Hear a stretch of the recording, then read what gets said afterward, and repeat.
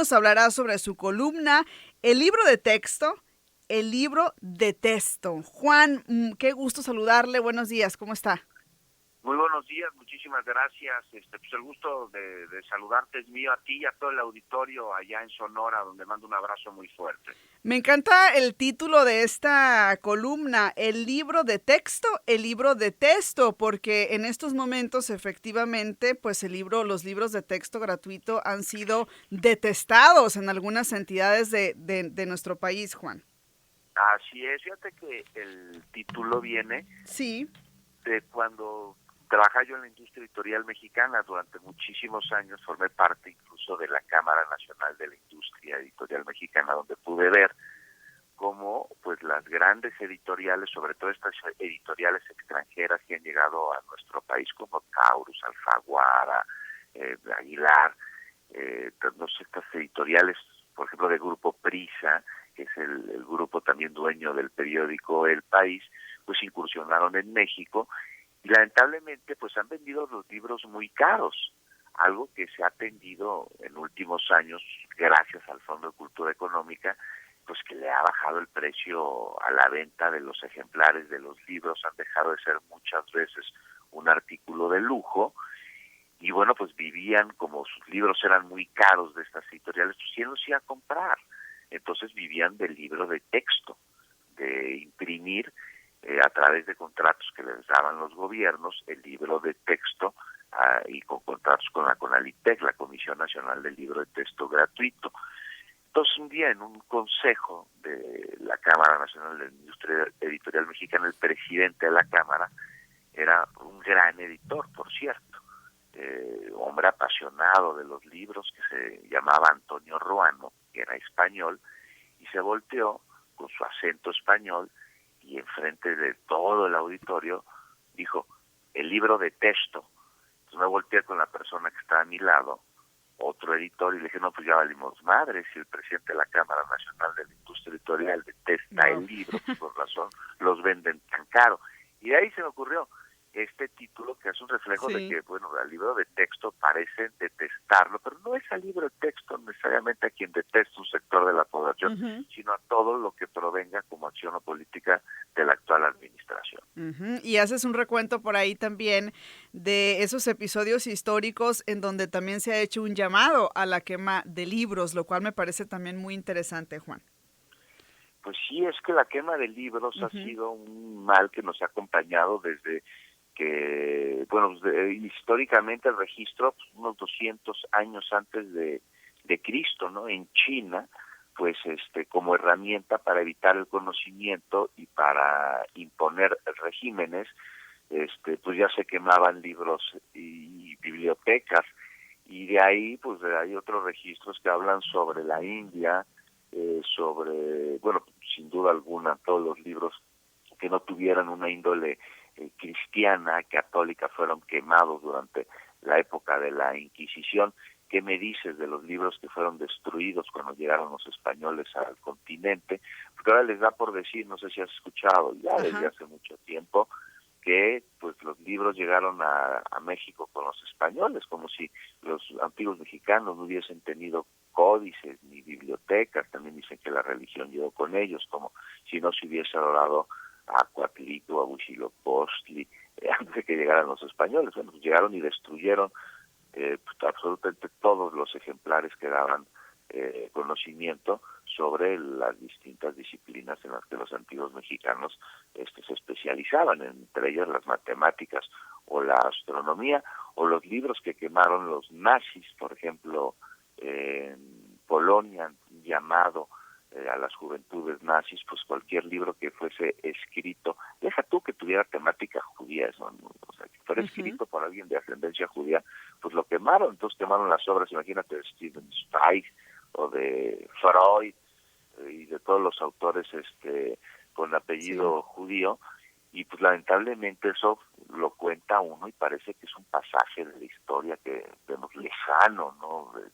Es pues parece medieval, el oscurantismo lejano, absoluto, arcaico, y no, en Chiapas acaban de quemar libros de texto al láser. Ujú. Y también me parece muy interesante el punto que abordas en torno a los errores de los libros, pero también sobre el tema de la y de que los textos ideologizan, ¿no? Y mencionas sí a ambos, ¿no? Pero de cierta manera, dices tú por ahí en tu columna, contienen ideología de derecho universal, de la educación laica y gratuita, de que las familias sean reconocidas como tales, ¿no? Y das un sinfín de ejemplos por ahí también. Pues sí, o sea, quejarse que los libros de texto de la SEP ideologizan, pues cualquier libro ideologiza. De hecho, un libro de lo que se trata es de un compendio de ideas y que se compartan a través de sus páginas. Imagínate, un libro que no traiga ideas, pues es un libro que yo no quiero leer.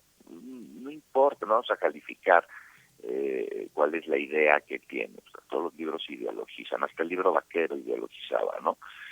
Ahora hay que ver qué tipo de ideología se está refiriendo. Están diciendo que pues inocula no que inocula, que contagia el virus comunista.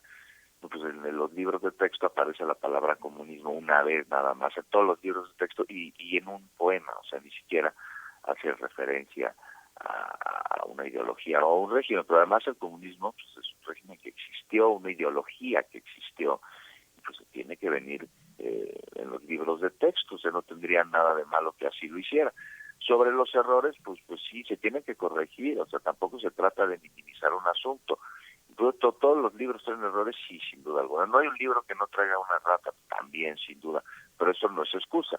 Es como decir, no, pues es que el PRI se equivocaba más, ¿no? Pues sí, pues muy mal, o sea, eso no quiere decir que actualmente se tenga que equivocarse, pero entonces para eso que existen cuadernillos, erratas y una serie de elementos y de herramientas que atienden el asunto de posibles errores en los libros de texto, que si los tienen, se tienen que reconocer, o sea, así es, y se tienen que corregir.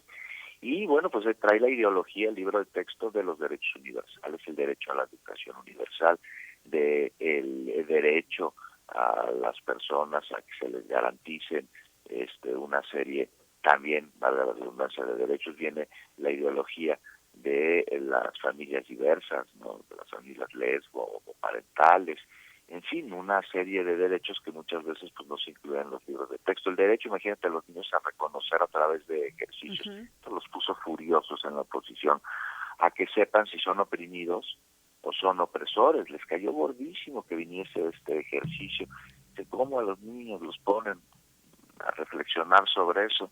Pues sí, es muy importante, ¿no? Muy importante.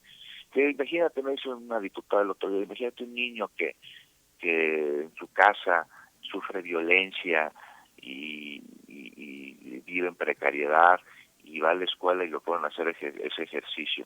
Yo no sé tú qué opinas, pero a mí me parece muy importante que ese niño reconozca que vive en esa situación. No, Porque lo que claro. tú me estás señalando es justo un caso de opresión. O sea, Claro, también el reconocimiento a la diversidad, a los diferentes tipos de familia, el tema pues de la educación sexual ante estos índices también que tenemos en México. Sonora no es la excepción de embarazos en jóvenes adolescentes, ¿no?